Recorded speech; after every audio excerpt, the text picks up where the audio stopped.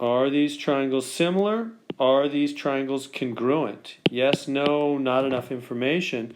Same thing down here. Yes, no, not enough information. So how do we go about these? These are important questions. These are definitely going to be on the exams because these are really good. They make us think about triangles real carefully. So first off, remember, here's a few facts to help you. Every triangle holds 180 degrees. So if you have 90 and 30, that's 120. Subtract from 180. This one's got to be 60, right? 180 minus 90 minus 30. That one's got to be 60.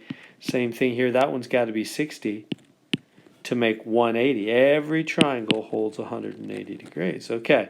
So now we know they have the same three angles. So are they similar? Yes. By angle, angle, angle. Remember, if you have the same three angles, you're for sure similar. They're similar. But are they congruent? Congruent means identical. Remember what that means? That means identical, exactly the same. Whereas similar means same shape, but could be different sizes. So right now we know that for sure they're the same shape, but they could be different sizes. One could be a bigger version or smaller version than the other. Well, how do we figure that out? How do we figure out if they're exactly the same or not? Well, that's where we come to the second important fact. Identical, congruent,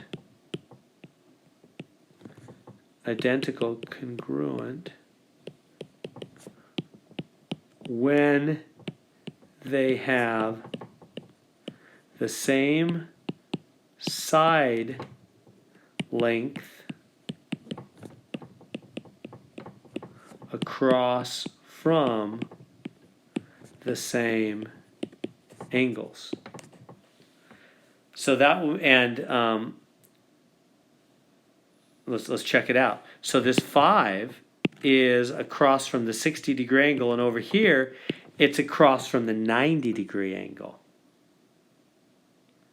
So that's not across from the same one. Remember, in a triangle, the biggest angle is across from the biggest side. Does that make sense? Think about if you open up an angle, the bigger you open that angle up, the bigger it'll make the side across from it, right? If you open an angle really small, real small angle, it's going to make the side across from it really small. So the bigger an angle opens up, the bigger the side across from it is.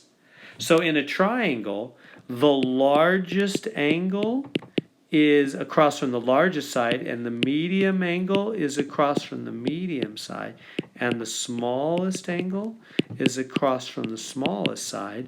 Same thing over here. The largest angle, this must be the largest side. The medium, this must be the medium side. And the smallest over here is the smallest side. So what does that mean? In this triangle, the medium side is length 5. In this triangle over here, this is largest because the 90 is the largest angle. In this triangle on the right, 5 is the largest side. Whereas over here, 5 is only the medium side. It has another side larger than 5. So those triangles could not be identical, could they? This one, the largest size it has is 5. This one, that's his medium size. He's got to have one bigger than 5. They can't be identical. There's no way. This guy has a bigger side bigger than 5, and this guy's biggest side is 5. So no way are they congruent, identical. They're not. So there we go.